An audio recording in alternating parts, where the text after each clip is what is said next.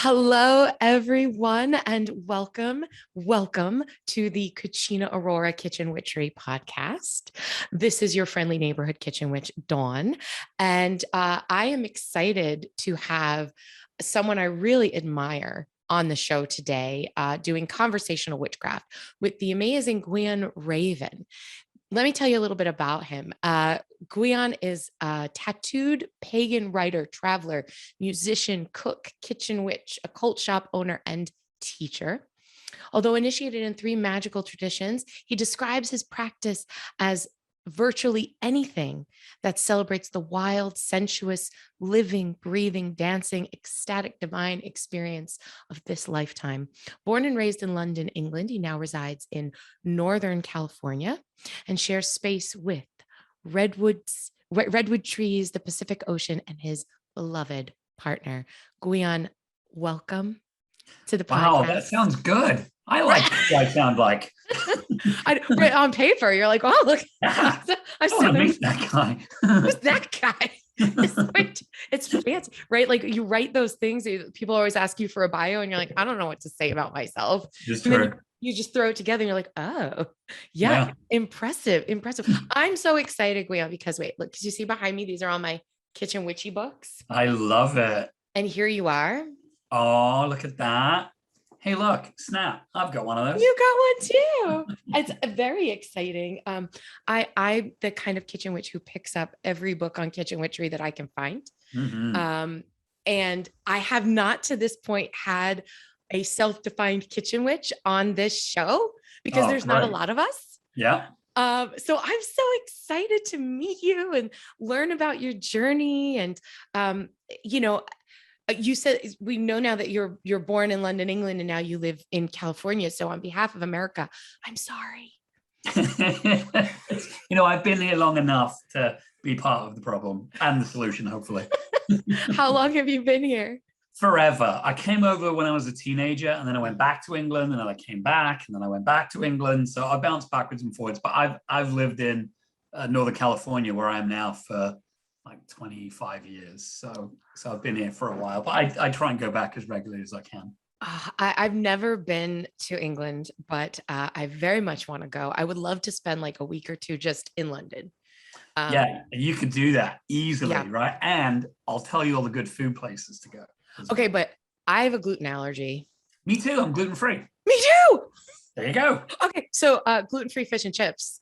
I have. It can be done. Oh, it can be done. I have, over COVID, I got a really great cast iron pan, and I was like, I'm going to perfect the fish and chips. Mm-hmm. And there's a local fishmonger that brings fish they caught off the coast of Maine to the market. That's like, because I'm in New Hampshire. I'm up here in New Hampshire. So it's really, they're just going up the coast of Maine, and they brought the fresh cod, and I made a batter using tapioca, cornstarch, a little salt and pepper, a little paprika, and soda water. And I made that batter, and I was just like, this is it. This is it. I tell you, you've got the right ingredient. The one that most people forget is the soda water. That's the key to really good fish and chips, because it makes the batter really light and fluffy. Yes, it was. My husband was like, "What is this?" And I'm like, "Well, it's messy. It's messy to cook, but worth it." Yeah, really. Worth the cleanup. Mm-hmm. So tell me,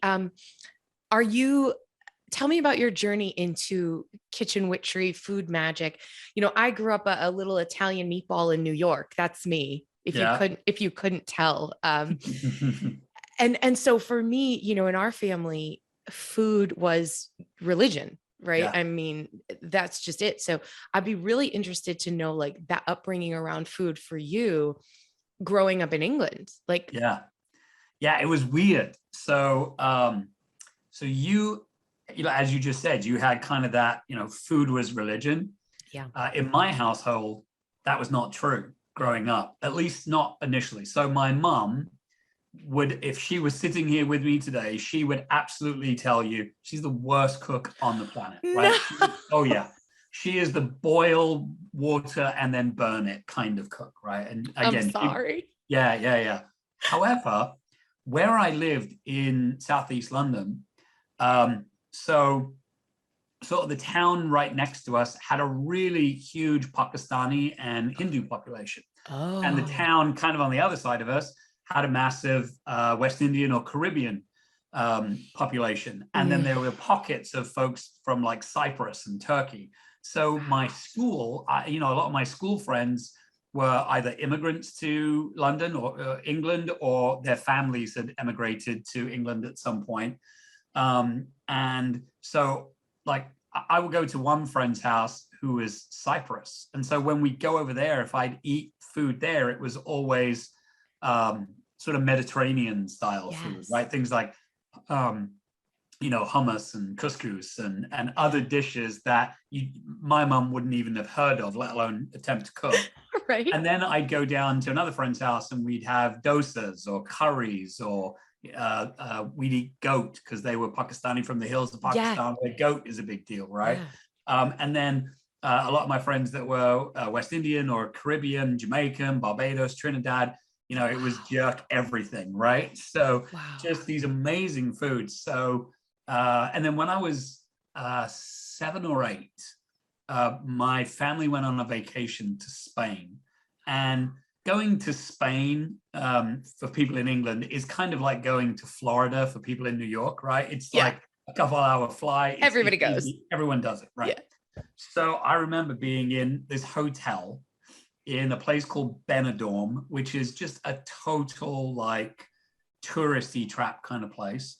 But my dad found this little restaurant and they served paella. And it was the first time I'd had rice that wasn't like rice pudding for dessert. Right. And I can taste that paella today. I can see it on the plate. Smell it. And it had all these things in it, mussels and rabbit and chicken and, all the saffron. And I was just blown away. And I can still remember that. So I didn't grow up around cooks. I didn't grow up around that, but I grew up around other people's mothers and grandmothers and fathers and whatnot that ate foods that were so different to what most of my friends were eating. Mashed potatoes and sausages and fish and chips. And listen, mashed potatoes and sausages have their place. Don't get me wrong. That's. Are you kidding me? I have like 5 pounds of mashed potatoes in my fridge right now. Yeah, always. But how amazing do you think that perhaps the diversity in the culture? First of all, that's fantastic to grow up amongst such diversity. I grew up on Long Island, New York, which if you've never been, don't go. It's a terrible place. I shouldn't say that, but it's true. No, there was no diversity. There was no, you're Italian or you're Jewish. That was it. Like, right.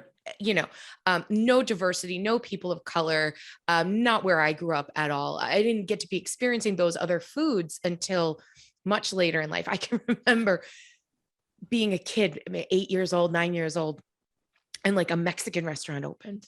Yeah. And my family was like, "Oh, we're going to go to the Mexican restaurant." And they put out the fajita wraps, the tortillas. Yeah. And my mother thought they were napkins. Yeah. She thought, "Why are they giving me hot napkins?" And she's wiping her mouth with the flour tortilla. As I live and breathe, that happened. So do you feel that because in your own home, you weren't exposed to all these flavors and your mom was self-proclaimed not a good cook, that you even appreciated those other flavors more? And how did they influence you? Because I know you're a cook, like you are a cook, right? You're a trained cook. I'm a cook, yeah. I am not. My grandma taught me. So how did That's that? the best kind of training. That's pretty good. For sure. But how did that influence you in your culinary experience? So, on, I don't know, Facebook or social media, wherever you happen to be, there's always that meme that it's like a list of it, it's like, never have I ever eaten. And then there's a list of like 50 things and you kind of score yourself. Right. I like, there's like one thing on every one of those lists that I haven't tried, and there's nothing I wouldn't try. Right. So I think that's the long-term impact of that, because I grew up being exposed. It didn't mean I liked everything that I ate, when I was a kid. I wasn't a picky eater, but, my taste buds, like everybody's, have changed over the years. Yeah. But I think what was cultivated in me early was a sense of curiosity.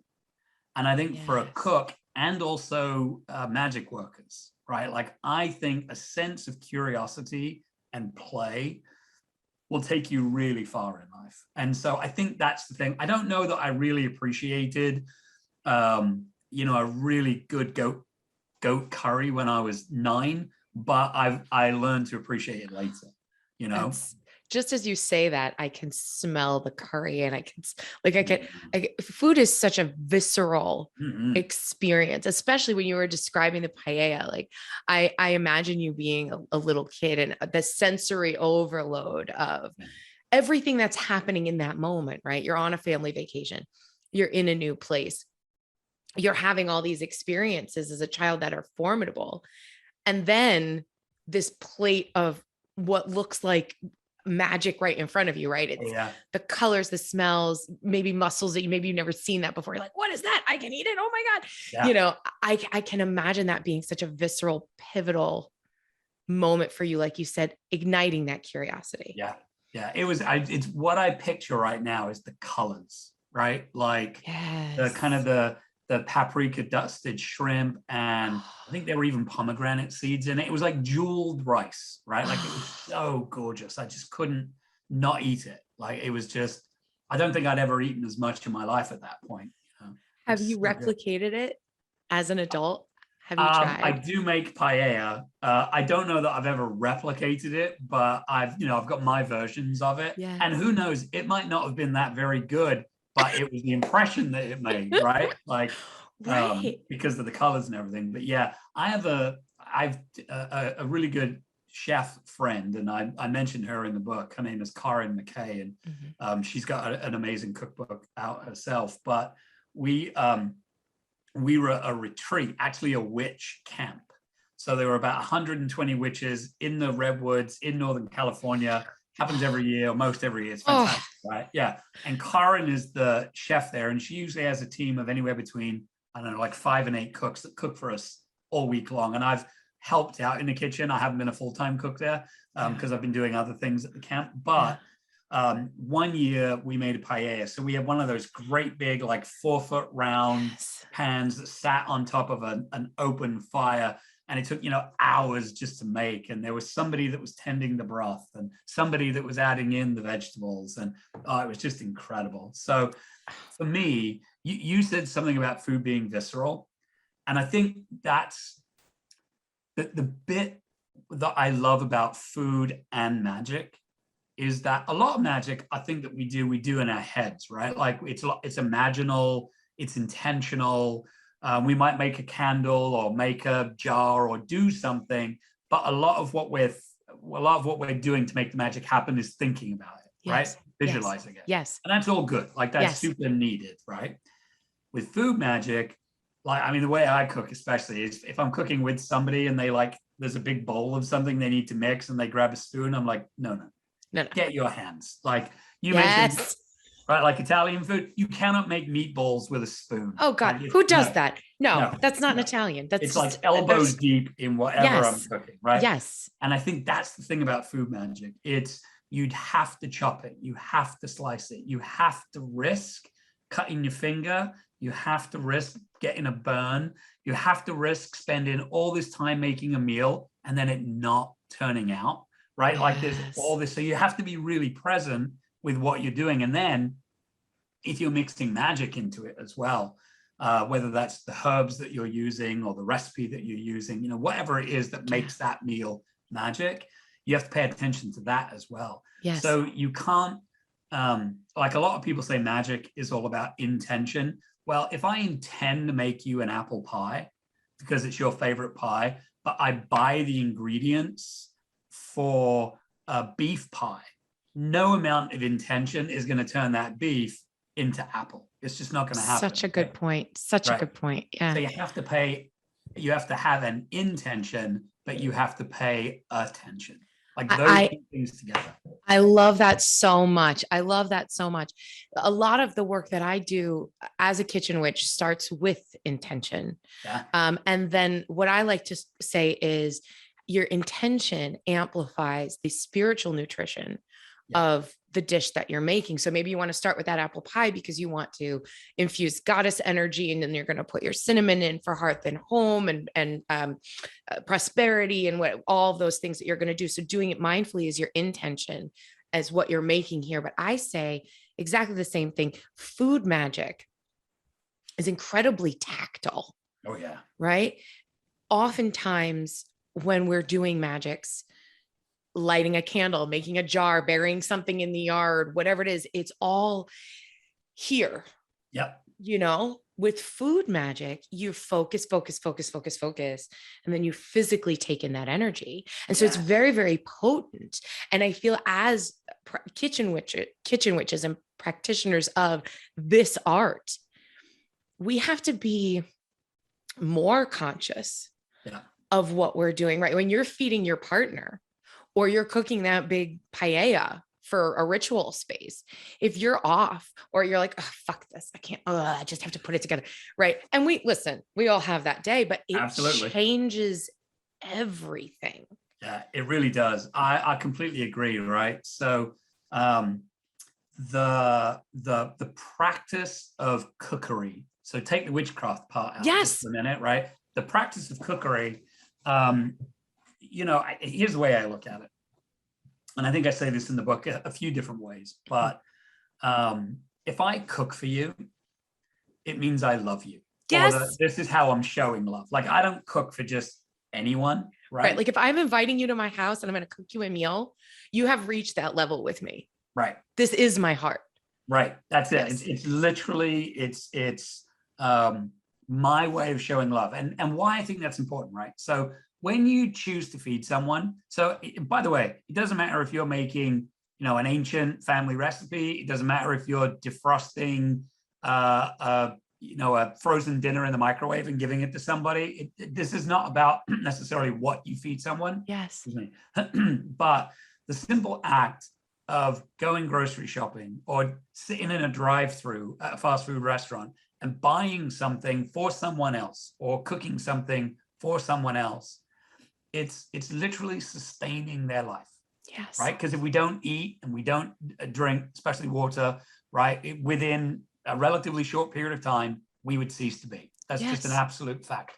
So when you take time to feed someone, you're literally saying, I value your life and I'm giving you a bit of my resources so that you can stay alive because I care for you, love you, want you to be happy, healthy, right? Whatever it is. Mm-hmm. That's just what basic cooking is. It's how we stay alive. Mm-hmm. There is no one listening to this podcast right now, watching this right now, that hasn't eaten enough food. Now, that doesn't mean you've always had everything that you wanted. Doesn't mean you haven't skipped meals. Doesn't mean there have been times in your life where there wasn't food insecurity. I know for a fact, I've had my top ramen months, Oh, yeah. Lifetime. Yeah. Yeah. Right. We've been there, right? Recycled. When my husband and I first got married, his name is Justin, by the way, I would make him a peanut butter and jelly sandwich every day for lunch. Yeah. And I would say, don't throw away the tin foil. Right. We can't afford to buy new tin foil. So this piece has to last 5 days this week. And then next week, right? Like that, we've all been there. Right. Right. So the fact that, like I said, the fact that we're alive right now means that we've eaten at least enough food to sustain us. Right. Yeah. So cookery does that. Now, magic, the kitchen witchcraft bit that I like to throw in on top of that is that through food, we can absolutely change our mood. We can change our responses to the world. We can change the way people react. Mm-hmm. This is the really cool subtle thing, right? So you mentioned things like cinnamon. If you, I'm going to use a classic example of a love spell, right? Yep. So if you want a little more, how should we say this politely, a little bit more spice in your life. You don't have to be polite. If you want to have really good sex. Really good sex. Really sex. We're a little raunchy here. Like our podcast has a little disclaimer. So say fuck or talk about fucking as much as you like. Excellent. Yes. Right then. Here we go. Look, if you have a partner or partners, whatever your deal is. Yeah. Right. Yeah. Um, the first thing we do when we eat is we eat with our eyes, right? So if something looks really good, we're going to want to dive in. If something smells really good, we're going to want to dive in. Yes. If something tastes really good, we're going to want more and more of it. Yes. Depending on the kind of food, if it feels good, right? Like there's a thing sensory, right? All yes. the senses. Yes. Okay. Now, if we take the words food out of that and we replace it with sex, right? If you want to have tasty sex, juicy sex, hot sex, sex that tastes good, smells good, feels good, looks good, like all of those things, we're doing the same things, right? Yes. With our brain. So if you cook certain foods that you know the person that you want to get busy with loves or is going to excite them, like a lot of people on a first date, right? Like you should go to a tapas place, somewhere that serves small plates, so you get something that's green and creamy and something that's red and spicy and something that's like, it's all these little different flavors, because the brain gets curious. Like literally enzymes and hormones and chemicals are released, neurotransmitters are released in the brain that go, that looks good. That looks good. Oh, that was tasty. Oh, that was warm. That was sweet. Guess what? You're staring at a person sitting across from you, right? And the exact same feelings. Oh, she's cute. He's cute. They're cute. Right. I like the way they look. And all of a sudden, all the amorous stuff comes through. Yes. Same thing with when somebody's ill, right? So chicken soup. Here's the magic of chicken soup. I just love this, right? So this is part magic, part cookery, part science, which is my favorite combination. Me too. Yes. Right? Yes. Right. So if you make chicken soup for someone, several things are happening all at once, especially if you're using actual chickens, like you've got a chicken carcass. Yes. So science doesn't know exactly why this happens yet. They're still working it out, but there is something in the collagen and the breakdown of the bones that actually, when you eat it, sparks a variety of chemical reactions in our body that sends white blood cells to areas of pain or hurt or discomfort, right? And it doesn't happen in a lot of processed chicken soups. Yep. Because it's missing like the bit from the bones. Yes. Right? Yes. That bone broth. Yeah, exactly. Yes. So scientifically, chicken soup absolutely really does help you feel better. So yes. That's on the science side of it. Okay. Yes. On the cookery side of it, you've got chicken, you've got salt, you've got the broth, maybe vegetables, right? You've got really good nutrients in the food that is going to make somebody's body feel better, like it's going to nourish them. Yes. Right? So that's the food part of it. Here's the magic part of it. If I'm laying in bed and I'm not feeling really well, and somebody takes the time to cook me a meal, here's what I know. In my brain, I know that someone is taking care of me and that I don't have to worry about my next meal. That means I can actually channel my energy into sleeping or feeling better or recovering or whatever it is that I need to do. The person that's making the food, so they're putting in the nutrients and all that stuff, if they're also stirring in intentions for me to be healthy, me to be nourished, me to get well soon, yes. right? If they're doing all of that, yes, they're adding their energy, their love, their magic, whatever you want to call it, into that food, and I can taste that. Yes. Right. And 100%. 100%. Every level, it works. Yes. Every level. I use the example of chicken soup as well. So many times I'll say to people, kitchen witchery is something everybody does. Whether you know it or not, everybody does it, right? So using the example of chicken soup, if I'm cooking a batch of chicken soup because I feel sick, I feel a cold coming on, I'm making chicken soup, whether it is not necessarily from a can, but even if I'm using like a rotisserie chicken, leftover rotisserie chicken, whatever it is, and I'm stirring and I'm thinking, oh, this is going to make me feel so much better. Or, oh, Gwion is sick. I'm going to make this and this is going to fix him right up.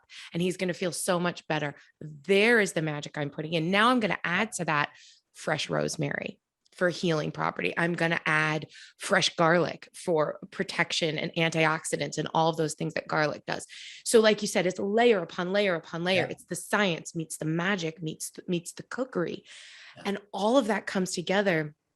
Do you ever get, I don't know. Sometimes I feel because I don't identify as an occultist, right? I don't work. I mean, I do a little bit of workings in the occult space. I do a little bit of tarot, but most of what I do is very tactile in the kitchen. I'm not really a garden witch. I have a, like, I try to plant things.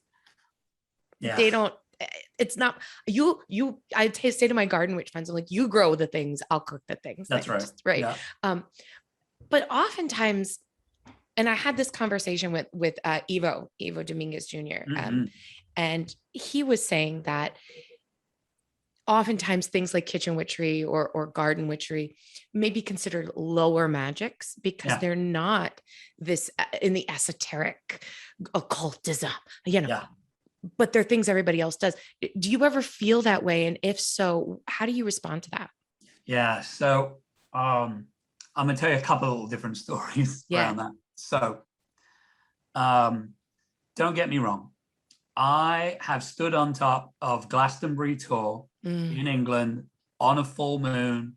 The mist is coming down. I'm wearing a robe or nothing. And I'm, in high ritual with a coven of like-minded people. You know what? It's brilliant. There's nothing like it. Yes. I've been in ecstatic, Dionysian revels where there's food and wine and sensuality of all kinds happening. You know what? Absolutely brilliant. And I cannot live there 24/7. Where I do live is in my house, in the burbs, where I make breakfast, where I have to take the garbage out, where I have to, right? Like that. This is the regular day world.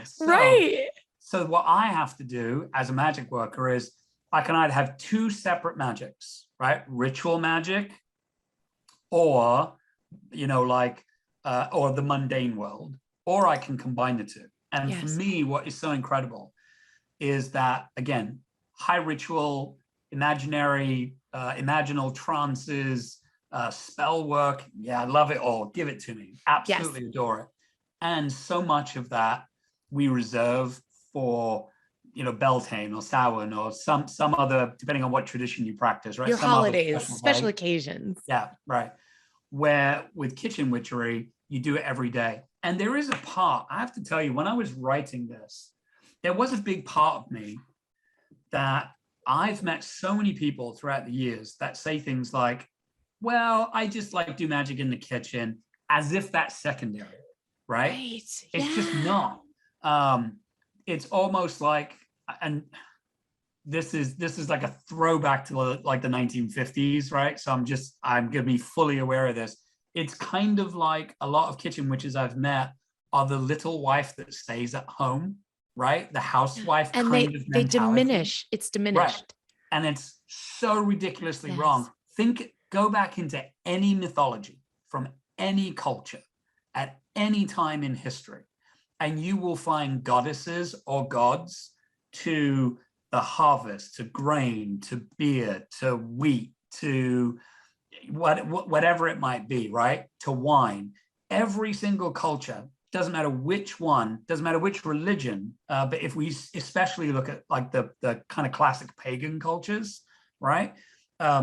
All of their stories, somebody has to journey to find a cauldron, and that cauldron, when they drink what's inside of it, they get wisdom or eternal life or food that never runs out.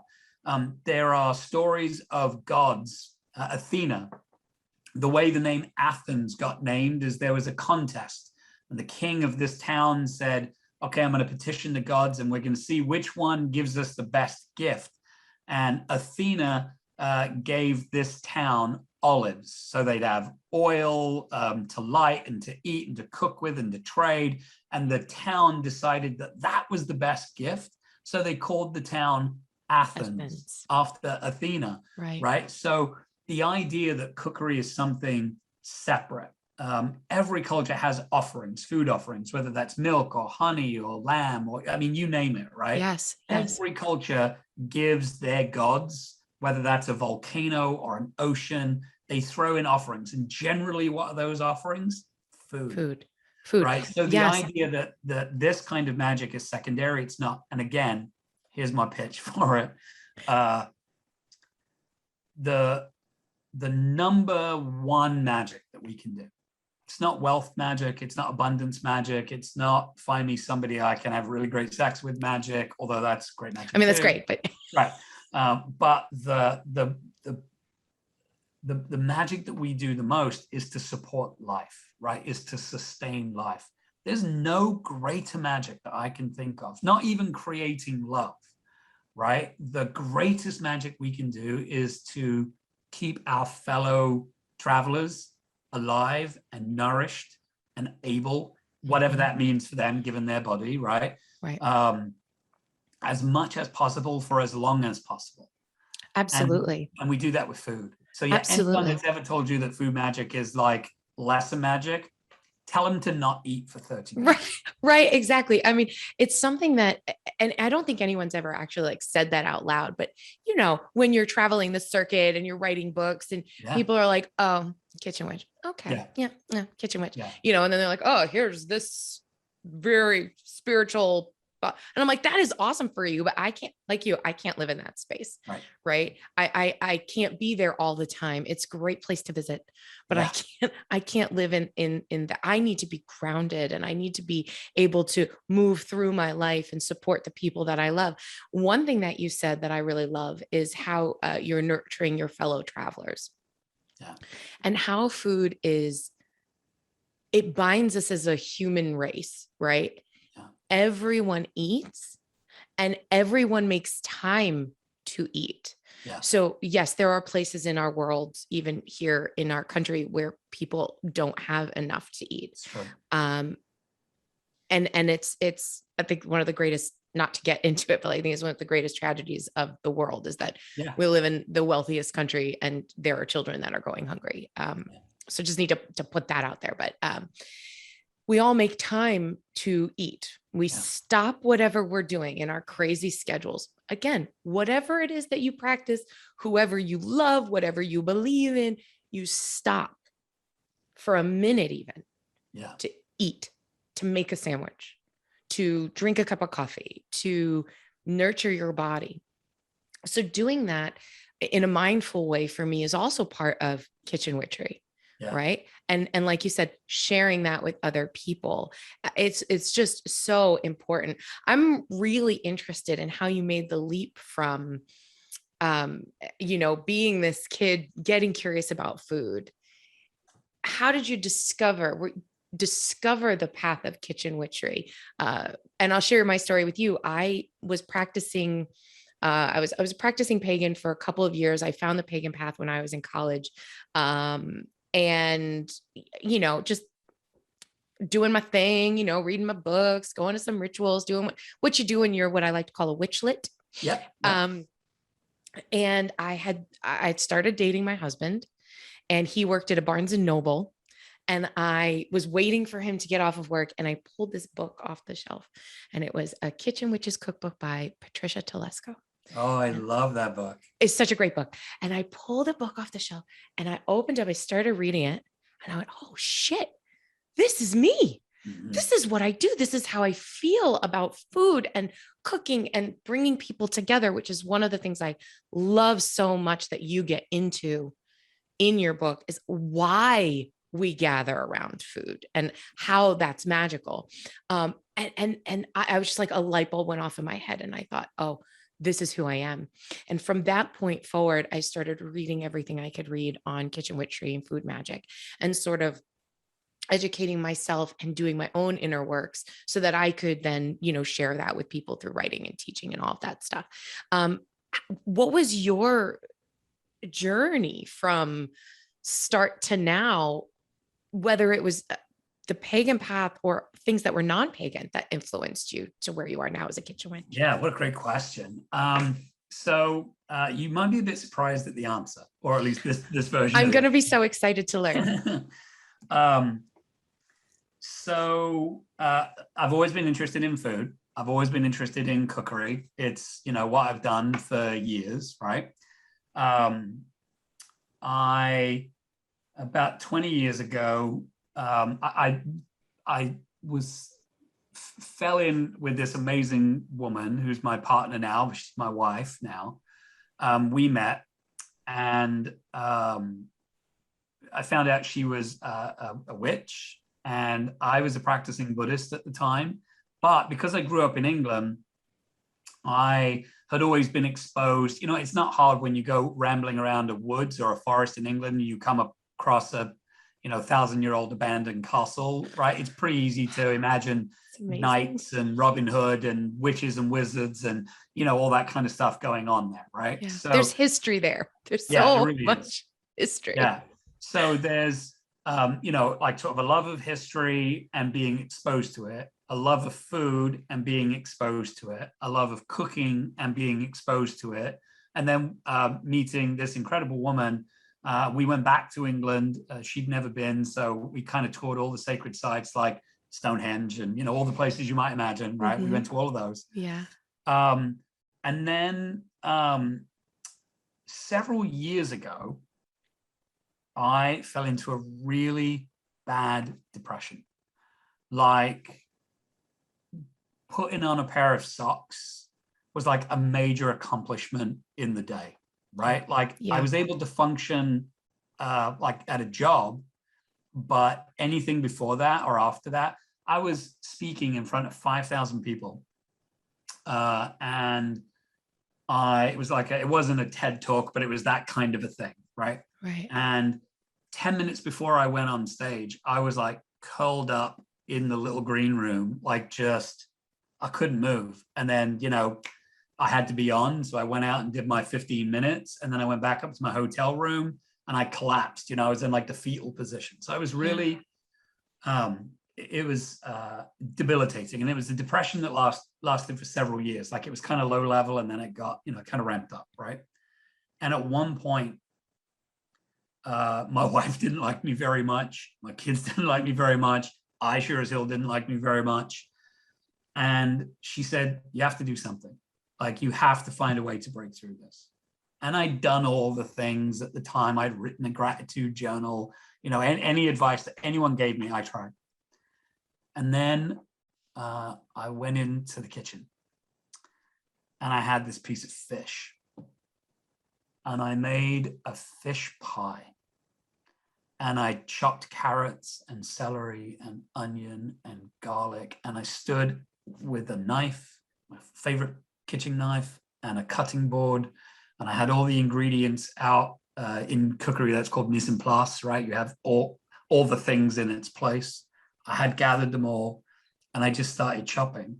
And while I was chopping, I just kind of started thinking, okay, the kids love this. They're going to really enjoy this. And then I would chop the next thing. Oh, my wife really likes the way that, sauteed onions taste. And all these carrots look really fresh. And I bit one and was like, oh, that's really nice. And all of a sudden, what I was doing without really knowing it, it was part meditative practice, right? Cooking.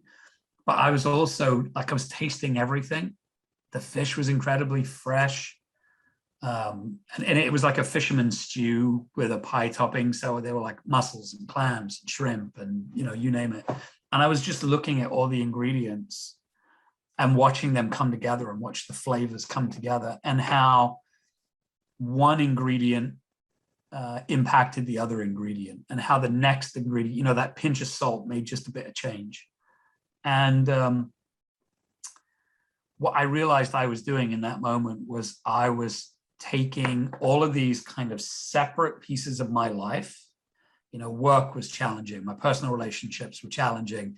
Being part of the witchcraft community locally was challenging. Like all of these different things that didn't feel like they were working, they were like an ingredient that I was putting into this fish stew. And I realized that if I looked at the separate ingredients and what each of them brought to the dish, ultimately the dish would be richer for it. And it just became like this lightning bulb moment where I realized that what I cook and how I cook and that I cook was a way to heal myself, was a way to get back onto the road to recovery. So, I know this phrase gets used a lot, but literally kitchen witchery saved my life. I absolutely was thinking of, driving off a cliff or disappearing into the woods and never coming back. Like I had those thoughts really profoundly and regularly. And then I started cooking. And I don't know what it was about that particular fish stew with a like rough puff pastry topper on it, but that it began to turn around. And I had a lot of work to do after that. But to this day, if I'm feeling off, my wife will just say, hey, go cook me something lovely. And what she's doing is she's prompting me to get into the kitchen. And it's my church. It's my altar in the woods. You know, that cutting board is an altar. The knife is my sacred athame. My wooden spoon is my wand. The Dutch oven or the cast iron pot or whatever I'm cooking in is the cauldron. All the elements are there, right? There's you have to have, you know, earthy foods. You have to have water. You have to have heat. You have to have air. Like all these things make food happen. And so I made my kitchen a sacred space. Like it's my temple. And when I'm in that temple, yeah, do I cut myself? Of course. Do I burn myself? Absolutely. Do I fuck up a recipe? More times than I can count. Right. But that's a place where I'm safe. It's a place where I'm happy. It's a place where I can be in control. It's a place where time stops when I get to cook. And when I'm not on, when something is off, that's where I go. And that's how I get myself right. So that's what kitchen magic is for me. I am getting emotional hearing your story. First, I have to thank you for being so open and honest and sharing with me your struggles with mental illness. It should be talked about. It's not talked about enough. Thank you for trusting me and our listeners with that. It's so important. It's so important because a lot of us have had those struggles. And when you hear someone else has had those struggles, it makes you feel less alone. So thank you. And thank you for being able to see what you were going through and help yourself. And so that you're still here, because the world would be duller without you. The journey of that kind of self-discovery and how you describe the meditativeness of the chopping and the bringing everything together, the alchemy of cooking, taking these ingredients that are otherwise, they're okay by themselves, they still do the job. Right? I mean, you can eat a raw carrot, you know, and it's going to give you nutrition. But the alchemy of taking these things, especially when it comes to baking or cooking and, you know, cooking things, raw food, and turning them into something that's life-sustaining. The magic in that is so important. And I have to say, the part of what you just talked about that made me the most emotional was you describing the sacredness, the holiness of the process. Yeah. And the cutting board as your altar, the magic wand as your spoon, your athame as your knife, your favorite kitchen knife. I have two favorite kitchen knives. I know exactly what you mean. You know, I'm just so touched, and I feel like you're the first person ever that I've ever spoken to in my life that feels the same way about these things that I do. So I'm so grateful for you sharing that with me, because again, I was like, these are the things that I say. This is how I feel. And to share that with you, it's a little overwhelming. It's really touching my heart in a way you need to understand, like really, like, again, I'm fucking crying. So I need to kind of gather myself back up so I can continue this conversation, because it's remarkable the journey that you've been on. And that you continue to come back to that space when you feel overwhelmed, when you feel run down. The creation that happens for me when I'm feeling stressed, or need to be in touch with a deeper part of self or deeper part of spirit, and getting into the kitchen and doing that, I feel in control. And I don't always suffer with, I suffer with anxiety issues. So I often feel out of control. And so being able to be in a space where I can just chop the onions. Yeah. I can just saute the chicken. I can, these steps, being able to create something and to control this environment and create something beautiful, nurturing myself and others. That is transformative for my heart and soul. Yeah. Right. I wonder if this is something that other people find in their magics. I think it's not. I don't think people think about food, even professional chefs. I don't think they think about it in this spiritual way, because food is healing, food is love, but it is also healing and love for the practitioner. Yeah. Yeah. As you have just demonstrated. Yeah. Right. Yeah, without a doubt. That's the thing, right? There's joy, there's magic, there's calming, there's meditation, there's practice. And of course, it's something I get to do every day. I mean, I probably cook 6 days a week in the house. I was just at actually a really beautiful, I traveled to the East Coast last week. You were here? I was in Philadelphia. Okay. And I was at an initiation. Yeah. And although obviously I can't reveal any of the details about that, but one of the reasons I was there, one of the gifts that I was able to give is I cooked. So Friday, Saturday, and Sunday, amongst all of the other magic we were doing, I was cooking breakfast, lunch, and dinner. And like, to be in a very profound ritual, to be with a group of witches, one of whom was being initiated, which had been a several year journey.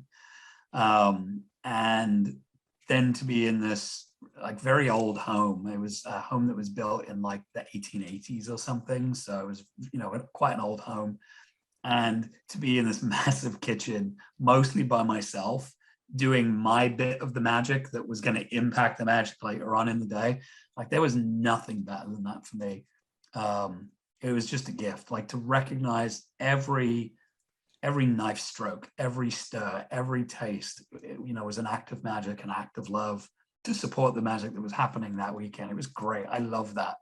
I've had a chance to cook at several magical gatherings, whether they're witch camps or retreats or whatever.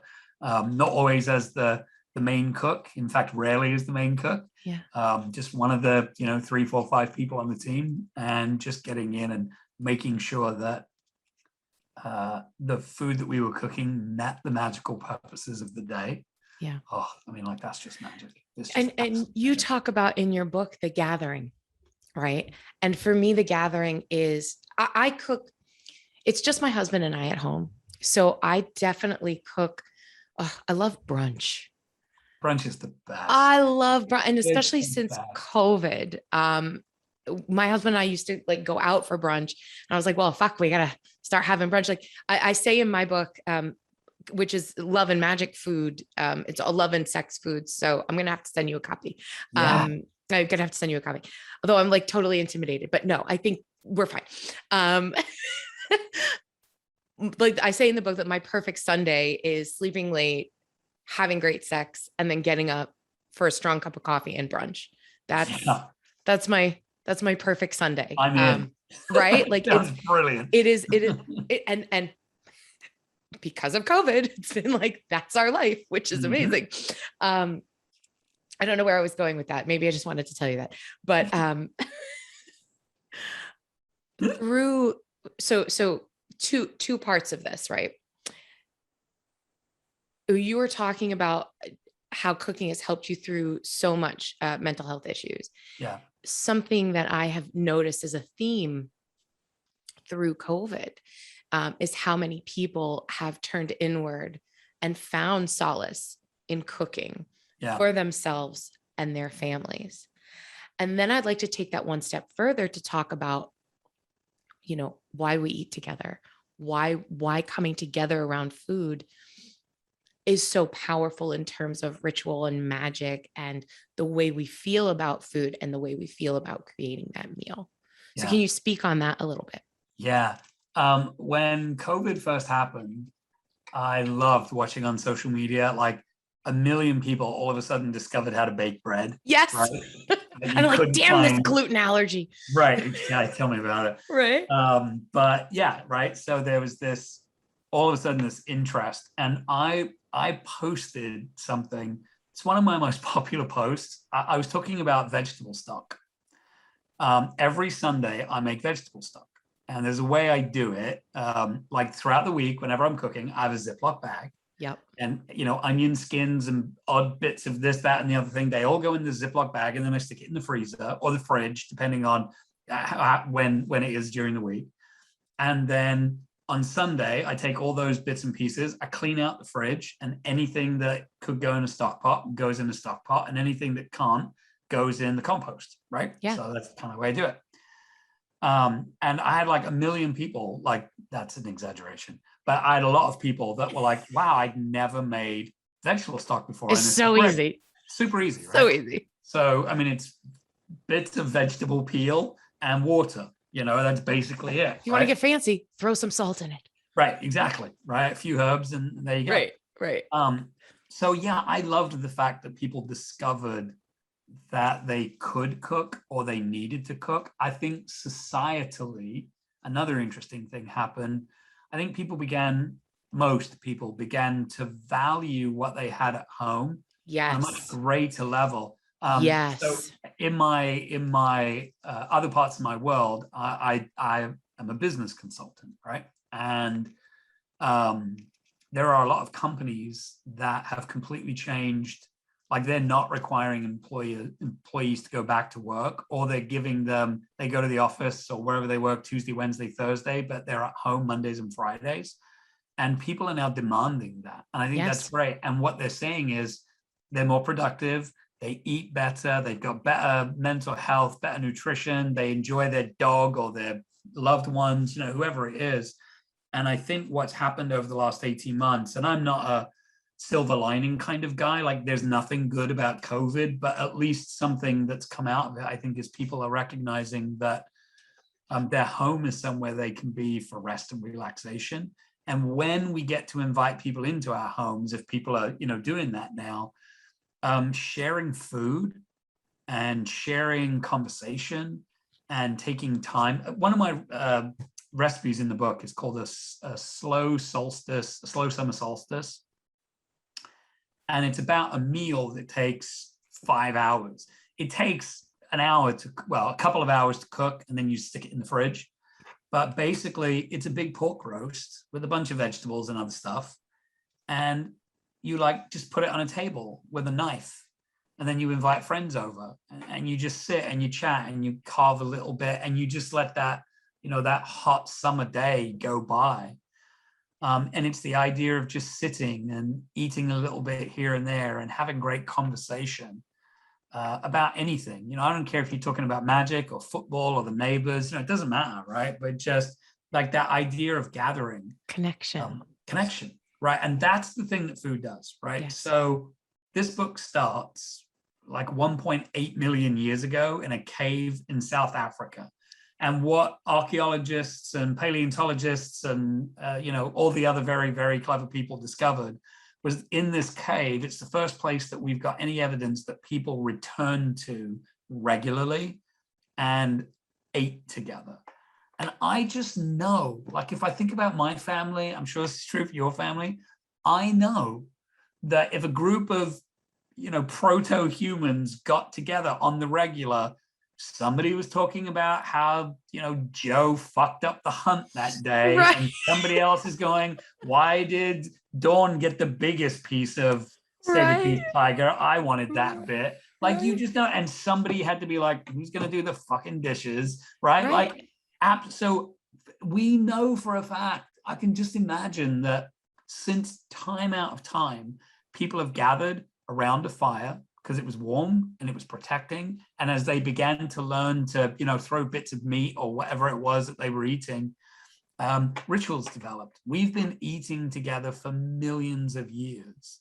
Yes. And like I said earlier, if you go back, any tradition of witchcraft that you practice, any cultural traditions that you have? Like you mentioned earlier on Long Island, you're Italian or Jewish, right? Right. So how many food traditions are there that come to us from modern day Italy, Renaissance Italy, ancient Rome, going back into the Etruscan times, Jewish foods? Think about that. You know, we just had Yom Kippur, right? Just recently. There are food things that you do around Yom Kippur. There are, you know, think about Ramadan, right? Yeah. It's a feast, right? Every culture has food traditions. Absolutely. Right. And if you want to learn about a culture and you want to learn about a people, look at what they eat. What does the earth provide in their area? And then how do they use that?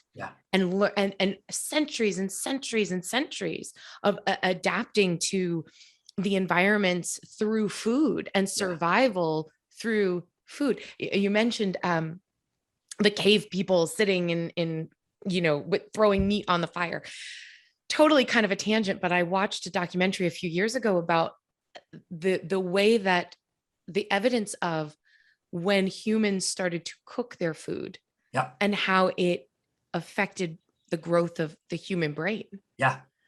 Taking us from a primitive predator to more of a logical problem solving kind of a being. Was that cooked by Michael Pollan? I'm pretty sure. It might have been. It's years ago, but as you were talking about that, I remember that. And then recently I was watching, if you haven't watched it, it's the Stanley Tucci Italy documentary. Have you watched it? I have.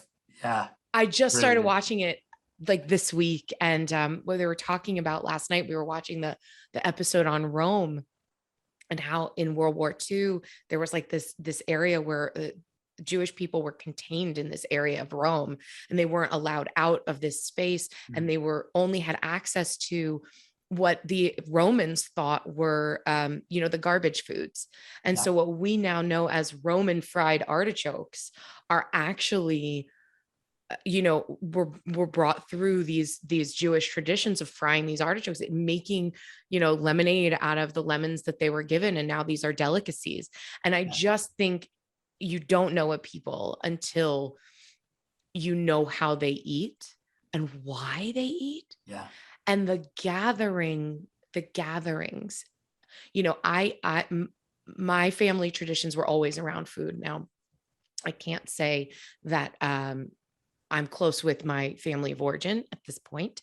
But the ideas of gathering around and the family only being together, you know, growing up in the 80s, you know, everybody was working. You only came together around birthdays and holidays where you would see your cousins, and you would see my dad, you know, would be there because, it's a holiday, so he'll be there, you know. And so, not that everyone was happy. Italian families, okay, everybody's screaming at each other. I wouldn't wish it on anybody. But it was the tradition of how do we make the food? Who's doing what job? Who's chopping this? Who's making that? And then who's coming over? Who sits where? And if you've never been to a New York Italian's house for Sunday dinner, it starts at 1 PM and it goes through 8 o'clock at night. And it is cheese and crackers, and then it's antipasto, and then it's this, and then it's courses, and it's all day, right? As an adult and as a kitchen witch, I long for being able to gather people in that way in my home and nurture in this way. Do you feel the same? I do. So several years ago, there was a public ritual. So I was part of a ritual planning group. We did public rituals 8 times a year. And we'd have anywhere between, depending on the ritual, anywhere between 50 and a couple hundred people come to the rituals, right? And there was one that we did, it was an autumn equinox ritual. And we decided to make part of it a food drive. So you didn't have to pay for the ritual, but you could show up with some non-perishable food that we then gave to a local food bank. That's called the Ceres Project. So it's even named after like a goddess of grain, and they work with people in the local area that are have got like catastrophic and terminal illnesses in their family. So we were like, yep, we're absolutely going to support this group, right?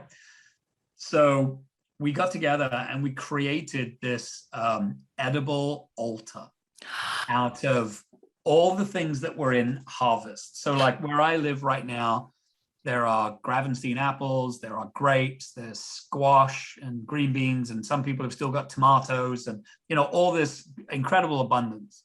So we made this massive altar out of food. We did whatever the ritual was about. I'm sure it was about being grateful for our harvests and, you know, things like that. Yeah. But the real fun, this is obviously prior to COVID, but the real fun was the rest of the ritual was eating the altar. It's amazing. Right? Just everybody eating. It wasn't a potluck, you know, it was just whatever was, if you wanted a peach, if you wanted a plum, you know, whatever it was, you just ate what was left. And then whatever was left, people got to take home. So we ended up sitting around this park where we would do this ritual for hours, just chatting. Like, again, the ritual was important for whatever it was important for at the time, but that's not the bit that I really remember. It was, you know, 50 witches sitting around eating food and bullshitting and eating and just enjoying the moment and the company and the what is the word I'm looking for? The sensual pleasure of the food, and how it hits your taste buds and the connection between the human beings that are there in that moment. That is absolutely incredible. We're going to take a really quick break. Okay. So that our sponsors can tell us all about how great they are. And then we're going to come back and we're going to talk about what's new with you and what the future looks like for you as a kitchen witch. Sounds fantastic. And we don't really need to take a break. I just have to say it so that my producer will edit it. And now, welcome back. We're here with Gwion Raven, and we're having the best conversation about kitchen witchery and food magic. And I am like, so I'm in my kitchen right now. This is where I film everything, in my kitchen. And so my back is obviously to my hutch and everything, but there's my kitchen. And I'm like, oh, what am I going to cook? What am I going to cook? What am I going to cook when we're done? So I'm very excited. This is the best. So tell us all about what are you working on now? What's right? Because we've been talking so much about the magic of food. This is an amazing book, which I'm holding up on the video. If you're watching the video, and if you're just listening, it's really an amazing book, from one kitchen witch to another. They're not all great, but this one is awesome. You know what I'm saying, right? This one is really, it's very special, just as you are. So what's next for you? So earlier this year, I had another book published that I co-wrote with my partner, Phoenix LaFay, who is also an amazing author. I think she's up to, I don't know, 6 or 7 books. She's incredibly, like, she's got so much to say. But we wrote a book called Life Ritualized. And it's almost like a jumping off place, really, from the magic of food, in the sense that I think there are about 65 different rituals or rites of passage in the book. And the whole book is really talking about that idea of making our everyday lives magic. One of the things that we don't often do, I think, in our typical culture, certainly here in the US and in England, we don't do as well, is we don't really recognize rites of passage. You know, we recognize when there are births and deaths and marriages, you know, things like that.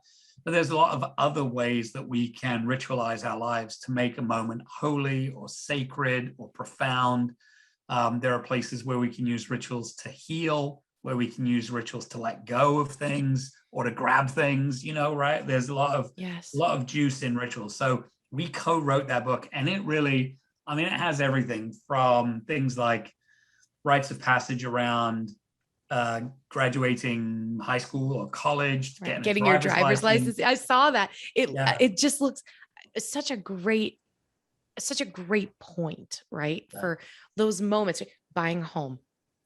Right. Buying a home, or getting a new job, or maybe adopting a cat. Like, there are things, these moments in life that happen that maybe they're celebrated, but, oh, hey, it's good for you. You make a post on Facebook, right? And that's where it ends. What inspired this? You know, literally, we were in a car, we were driving, and we were chatting about a ritual, and I was saying, God, we should write a ritual for that. I don't remember what that was at the time, but and Phoenix said, oh yeah, that'd be a good idea. And she said, and if we were going to do one for that, like maybe we could write a ritual about this. And all of a sudden we had 50 rituals, that we were like, I've never seen those written anywhere. Right. And it just kind of grew out of that. Right. And yeah, rites of passage are a big deal. We all go through them, right? There are 2 rituals or 2 rites of passage that you and I will go through together, no matter what. There might be 100 others, but there are 2 for sure. We were born and we will die. Like those 2 things we will go through. It's not pleasant to think about, but it's just one of those things. And then there's, hopefully 60, 70, 80, 90 years in between those 2 events, right? So what happens? What do we do? There's so many moments that we can make special. If this may be true of when you got married, but a lot of times if you ask a bride especially, but if you ask a bride and a groom, how was their wedding? They're like, I don't remember any of it, right? And it's until they see the pictures and the photographs and, anything else, that it kind of all comes back to them. Life's a lot like that. And so one of the ways that we can slow things down, put a bookmark in something, is to do ritual around it. And, it can be everything, again, loss. You mentioned adopting a new cat. That's fabulous. There's also the other end of the spectrum, right? When that lovely little kitty, goes to the big kitty litter box in the sky. There are people that, myself included, that are, heartbroken. We lost a dog a few years ago, and she was a great friend. She was that dog that grew up with my kids, right? So she was that family dog. And a few years ago, it was time for her to go. And it's like, it doesn't matter. We've got her ashes on our altar. We've got pictures of her. I've got her collar. Yeah. But I still miss her every day. She was a great friend, like not just a dog or a pet, but she was like a member of our family. Yeah. You spend a lot of time with those fur babies. Through COVID, we lost two cats that, had been with us from the time we got married. Lived through a house fire that we had where we lost everything, moving from New York to Massachusetts and then to New Hampshire. These little cats were our lives. And at the beginning of COVID, one of them got sick and she passed. And then right in the middle, the other one got sick and she passed. And you're 100% right about ritualizing these moments. We knew these passings were coming. And not to go on a tangent, but we knew the passings were coming, and our vet comes to the home.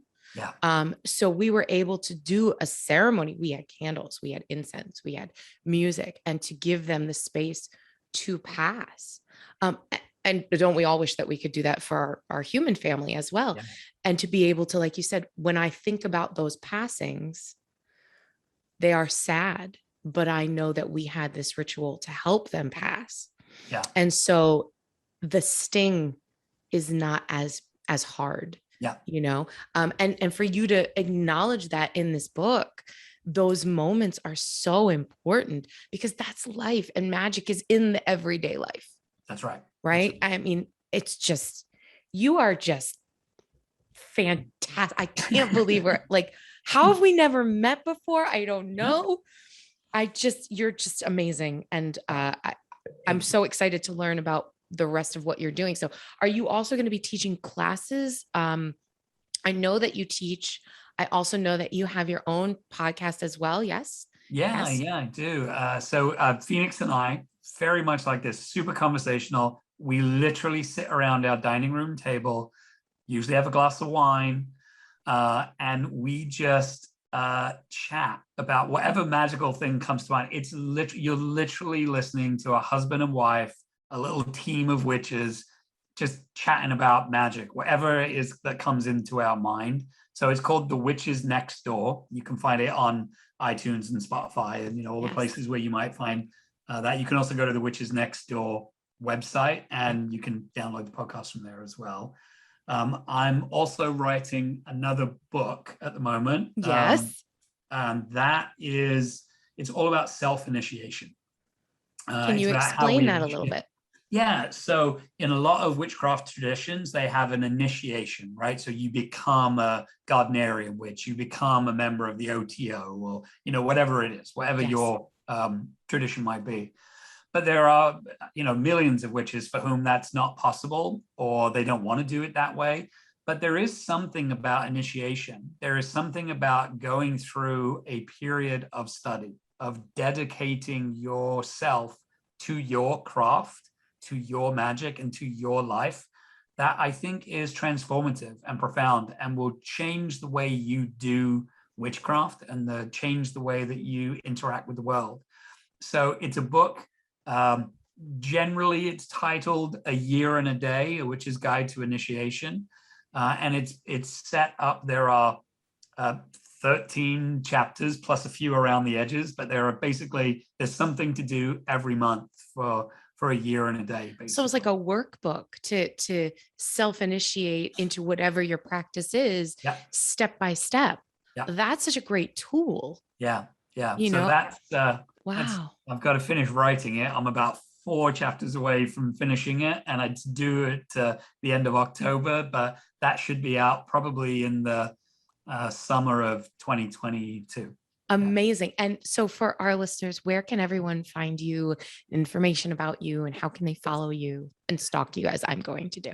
Yeah, that's fine. I love that. So Instagram, you can find me at The Witches Next Door. You can find me at The Magic of Food. So the same title as the book, Magic with a K. Yeah. So The Magic of Food.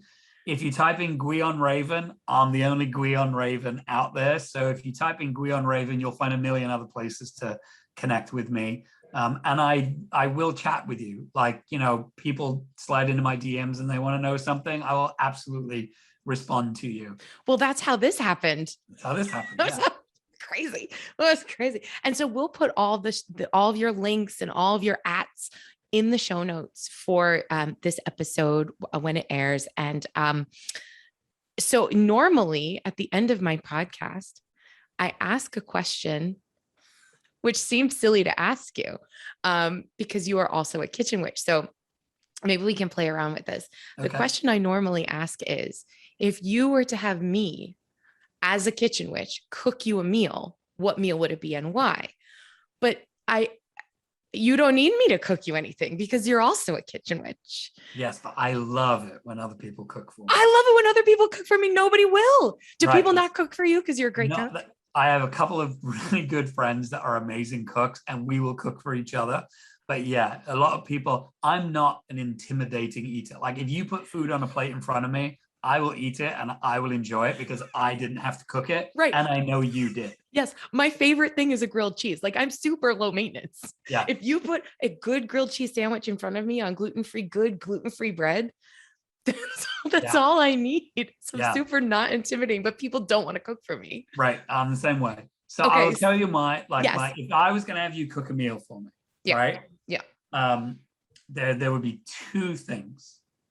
One, and I say this over and over again, my favorite meal ever will always be beef bourguignon. Beef bourguignon. Like the traditional way, like 10 hours beef bourguignon? Yeah, like the best recipe ever for this is Julia Child's recipe.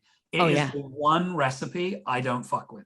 I'll cook any recipe from anyone, and I'm always like, a little extra salt or a little extra this, or I wouldn't use that much of, whatever. But the Julia Child's, like right out of the 1950s or whenever it was, her recipe for beef bourguignon is perfection. Yes. And it does take for fucking ever, which is why I cook it maybe once a year. And if I ever cook you beef bourguignon, it's because I really, really like you. Right? Yeah. I've made it once in my lifetime just to say that I made it. Yeah. And that was enough. That's right. Now, given me what I would want, because you're Italian, I would want your family's chicken parm. Oh, chicken parm. Yeah. Oh. Yeah. And anything else that goes with it that you make. That's what I would want. Wow. So basically what I do is, after I've had these conversations with my guests, I I create the recipe and I post the recipe inspired by you. Oh, wow. So my family's chicken parm. So then we'd have to do it with like burnt broccoli or broccolini, and then like a garlic aioli pasta, like which my grandmother from Naples would call aglio olio, which was the garlic pasta with the oil and fresh parsley and a little squeeze of lemon juice, because we wouldn't do chicken parm with red sauce on the pasta. It would be chicken parm with garlic on the pasta. So yeah. Okay. So then likewise, okay, I'm going to write this all down and then I'm going to post it. And that's going to be your recipe inspired by this conversation. And if I was going to have you over, this is what I would make you. Lovely. Maybe garlic bread. Oh yeah. Okay. So there's a garlic bread. I now that I'm gluten-free, I never make it, but I always say I got my husband with lasagna and a blowjob. But it should have been garlic bread, lasagna, garlic bread, and a blowjob, because really that's all he needed. Like, here's a meal. If I was ever I used to say I'm going to write a book called Lasagna and a Blowjob. And the cover is just going to be like a guy sitting at a table with a knife and a fork. And then, a big smile, a big slice of lasagna, and then a big smile on his face with two little high heels sticking out from the table. I'd buy that book. I don't know what I would put in the book, but that's the cover, and one day it'll happen. So then likewise, if I was going to have you cook me a meal, because you're like, if I was going to have you cook me a meal, I might have you cook me paella. Oh, okay. Right? Like something that had the saffron rice and those pomegranate seeds and the depth of flavor that you get in paella. That's not something I would ever make for myself. Okay. Something like that, or a brilliant curry, because again, that's something I don't make for myself. It's something he doesn't dig Indian flavors. Yeah. And I love it. But I don't cook it at home. Like, I'll make myself a chicken tikka masala or something like that. But he's not a fan. So I would have you make me something like spicy and ricey and things I would never make myself. Unless I had a reason to do it. So Gwion, this has just been, you're beyond my expectations. Oh, thank you. Likewise, this has been, I love these kind of chats. It's really lovely. I feel like I've known you forever. And I don't know how, well, obviously you're on the West Coast and I'm on the East Coast, but if you're ever out here and you're visiting Salem, or you're visiting, I don't know if you know Christopher and the Temple of Witchcraft. I know Christopher well. I'm minutes from him. So if you're ever here, I will have you all over, because Christopher doesn't cook. Okay. He doesn't. Adam and Steve cook. Christopher doesn't cook. Right. I will have you here and I will make you chicken parm, and it would be amazing. It sounds wonderful. And just so you know, I am, you asked me about teaching, as events start to open up, I'm starting to travel a little bit more. And I imagine in 2022 and beyond, I'll be out and about. One of my dearest friends doesn't live that terribly far away from you. Laura Tempest Zakroff. Oh, I love Laura. She's in Rhode Island. Right, exactly. Yeah. She's a dear friend of mine. She's amazing. And, so no doubt we'll be out there visiting at some point. Oh my goodness. I would get together. I would just love it. And I had a recipe for her, which now I can't remember what it was, but I had her on the show a few months ago, and I came up with a recipe for her. Oh, she wanted she can't have peanuts. Right. She's allergic to peanuts. So she asked me to create like a peanut butter less pie for her. So that was the recipe that I came up with for her. Anyway, you are just amazing and delightful, and I'm so grateful. This has been incredible. Again, we'll list all your information on the show notes. And until next time, I wish you many blessings and just so much gratitude. Thank you so much for being here. This has just been wonderful. Oh, it's been my pleasure. Happy kitchen witching. And happy kitchen witching to you.